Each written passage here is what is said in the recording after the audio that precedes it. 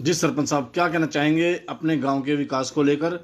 अभी तक कितना विकास करा आपने? अच्छा काम करा है गांव में? तो गलियां बनवाई, नालियां बनवाई, ये एफएससी से बनवाई या कैसे बनवाई? एसएफसी। एसएफसी से। हाँ जी, हाँ। एफएससी से पैसा आया गांव में?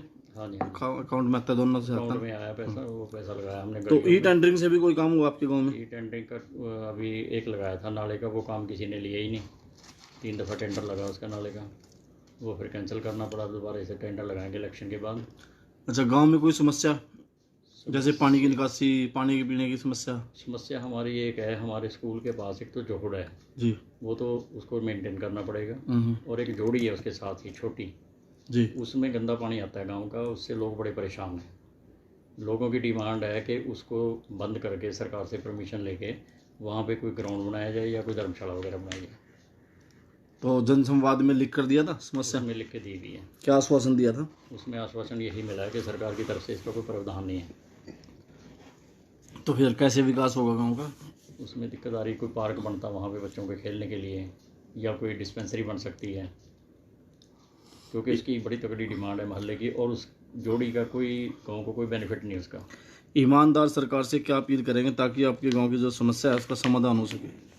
तो हम तो यही चाहते हैं कि गांव के भले के लिए अगर सरकार उसकी हमें परमिशन देती है, हम उसको थोड़ा वहाँ बंद करके उसको एक पद्धर करके वहाँ पे कोई डिस्पेंसरी या खेलने का बच्चों का कोई ग्राउंड, उसमें खेल कूद का कोई सामान ऐसे लग जाए जैसे कोई जिम टाइप का सामान, ताकि लोग वहाँ जाके अपना थोड़ा एक्सरसाइज वगैरह करें, मनोरंजन करें, जो आजकल के ज़माने में उसकी बहुत ज़रूरत है।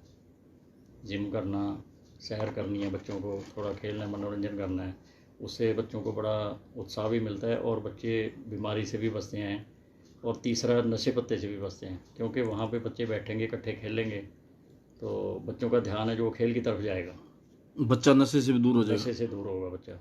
और उसमें ये है कि जहाँ वो तालाब है, जोड़ी है, जो छोटी सी जोड़ी है, उसमें गंदगी गंदगी है, गंदा पानी आता है और मच्छर का बीमारी का कारण बनता है उससे। बात करते हैं प्रधानमंत्री आवास योजना, आपके गांव में कितने लोगों ने मिली है? कितने लोग इससे वंचित रह गए हैं? इस प्लान में तो कोई नहीं, पिछले प्लान की है जो स्कीम में लास्ट उनकी किस्त थी वो उनको मिली है, 3 घरों को, 4 को।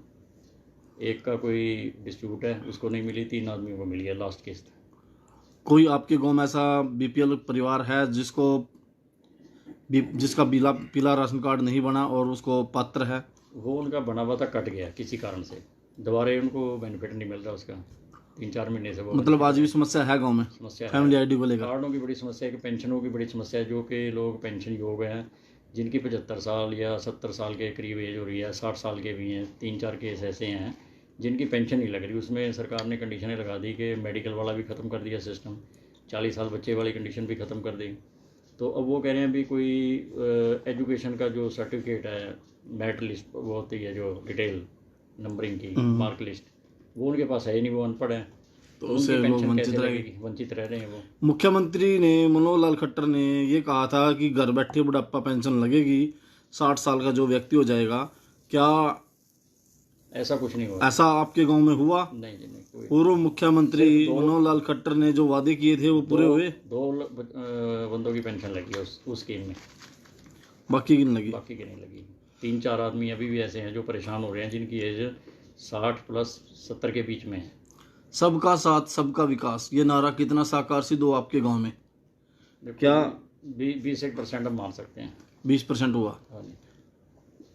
सरकार की करनी और कथनी में अंतर है? देखो जी, कहने को तो बहुत कुछ हो रहा है, लेकिन वो इम्प्लीमेंट पूरा नहीं हो रहा है। बात करते जो हैं इनके वर्कर हैं उनसे बड़ी दिक्कत आ रही है गाँव में। वो गाँव वालों को गुमराह बहुत करते हैं।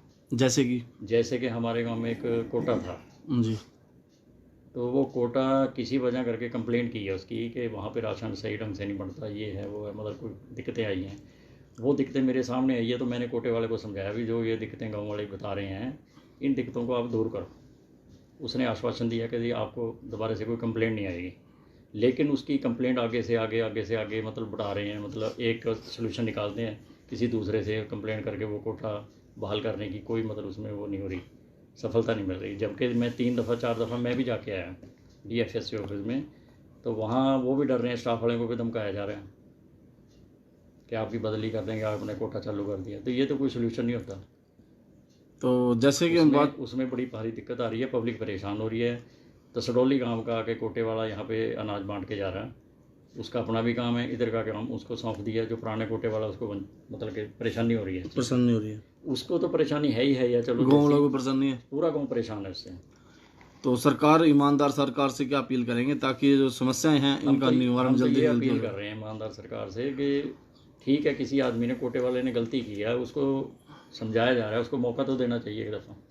अगर वो दोबारा गलती करता है, कोटा उसका कैंसिल कर दो, कोई दिक्कत नहीं, लेकिन एक दफ़ा उसको मौका देना चाहिए।